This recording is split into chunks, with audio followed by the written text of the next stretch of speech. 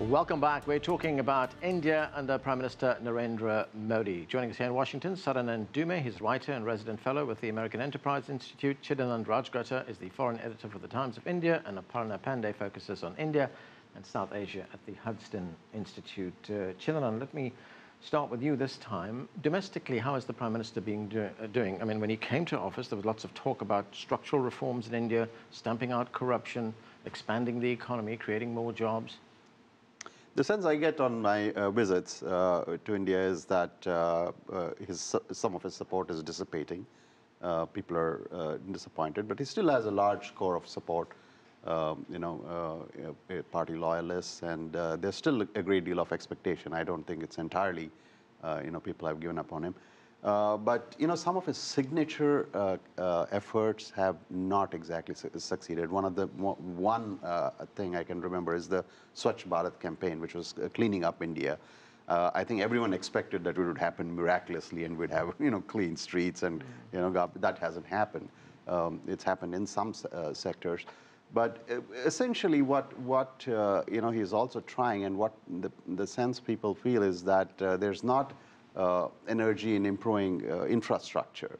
And his outreach to Silicon Valley in part is also aimed at addressing that. For instance, he's going to visit Tesla, which is better known as a car company, but they also have doing a lot of work in home energy, off-grid home energy battery packs. And that's something that India could do with. That's a kind of technology that you want to get off-grid, because there are any number of villages which still don't have electricity.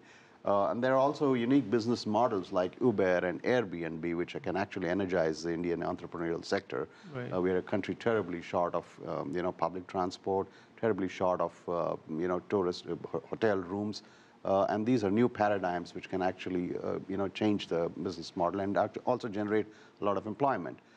So I think young people in India are looking for new solutions, new kind of innovative ideas, and that's not happened fast enough.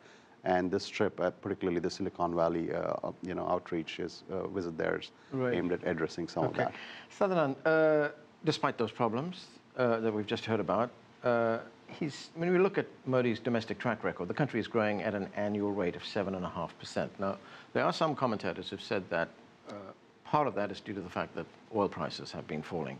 But nonetheless, I mean, how effective has he been in turning India's economy around? Well, the 7.5% number is actually hotly debated, because part of it is because it comes back to a new way of calculating GDP. So some people say that it may, in fact, be closer to 5.5% and 6%. It's very creditable on the face of it, but it's certainly not enough for a country at India's level of per capita income. India needs to be growing much faster. It needs to be creating 1 million jobs a month just to stay in the same place. And so, are things better than they were when he took office? Undoubtedly. But have they been given the kind of impetus that people were hoping for? Undoubtedly not. Aparna, have any reforms of real significance been implemented? Well, I mean, I'd say Labour partly, mainly because there's been an attempt by the Modi government to try and incentivize states to implement reforms. So you have Rajasthan, which has actually started to implement labor reforms, and what the federal government wants to do is sort of say, okay, have a kind of a competitive. And he's got a good legacy there, because he was the chief minister of Gujarat, and that was a very successful state, wasn't it? And even Rajasthan, I think in the latest World Bank Doing Business report is number 6. After Gujarat and the other states. Right. So they have implemented labor reforms, and what the attempt or the hope is that that can be replicated in other states. However, it's still a very long way to go, and there are some states in India which do much better than other states, and so that could be a bit of a problem. Otherwise, I mean, most of the other initiatives he has started, Clean India, Chidanand talked about, Make in India, haven't really moved beyond the stage of being something which you can sort of put up as a platform, but hasn't really generated anything more. Make in India is in some ways very much like what India's always wanted, a belief in an autarkic, self-sufficient system, and that dates back decades. Just that in this case, India would like foreign investment in the Make in India. But that will come if you have infrastructure reforms, if you have land, labor, and tax reforms. Sadanand? He's done a few things at the federal level. So for instance, he's raised caps in insurance. He's raised foreign investment caps in insurance, in defense, in railways. So he did some of that right off the bat. They've been quite successful with LPG, with liquefied petroleum gas reform, in terms of cutting the subsidy and moving more towards a cash transfer model. That's actually considered, in fact, even by global standards, quite a success. So there have been some successes, but the successes there have really been based on implementation capacity. For instance, he's brought more than 100 million new people into the banking system, mainly poor people.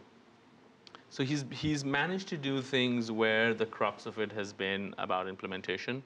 He has not been successful where the crux of the matter has been about doing something that's politically painful. So that's where labor reform comes in at a national level. That's where the land reform comes in. There's been no privatization at all. So when anything where you have an economic consensus on what's the right thing to do, but you have a political consensus that this is difficult, one would have expected a person with his majority and his personality to say, well, I'm going to do the right thing and make the politics and bend the politics to my will. In fact, instead, he has done the stuff that is relatively easy and that you can do with greater administrative capacity, and he has not done anything that is politically tough. Right, he has had difficulty, Chidanand, in implementing some of his big mandates. One was getting rid of red tape. You know, he had that slogan, we'll roll out the red carpet instead of red tape. Yeah, hasn't exactly worked out the way everyone anticipated. In many ways, he's also, I think, hamstrung by domestic difficulties. And one worrying thing is, like every country, India has its share of wackos, the right-wing fundamentalists, and a lot of energy is dissipated in debates, very useless debates about rewriting history, or in their vision, correcting history. And the newspapers every day are filled with, stories about organizations dealing with, education and history being revamped to fit in, party loyalists. All that is a sort of, energy dissipating efforts. I mean, it's politically very, vibrant. There's a debate, both left-wing and right-wing duking it out. But where it comes to efforts like, the Clean India campaign, I mean, it just dissipates a lot of energy. You can see it in the newspapers that this takes up too much time and too much space. Aparna, would most Indians agree that they are better off today than they were 12 or 18 months ago? Yes, most of them would agree on that. Though the thing is that since he was elected by what people refer to as an instant gratification generation, that's not too happy that it's just slightly better off. They actually wanted to be much better off. And so the expectation, he's not come through on the expectation. What's the next big thing for him? The next thing is the Bihar election. So he needs to win this election in an important northern Indian state, third largest state in India by population. He needs to win. If he wins this election, which is going to be in November, then he has renewed his mandate and remains the tallest leader in India. If he loses, then he's going to find it troublesome. We're going to have to leave it there. Thanks to all of you for joining us. That's it for this edition of The Heat. I'm Anand Naidu. Thanks for being with us.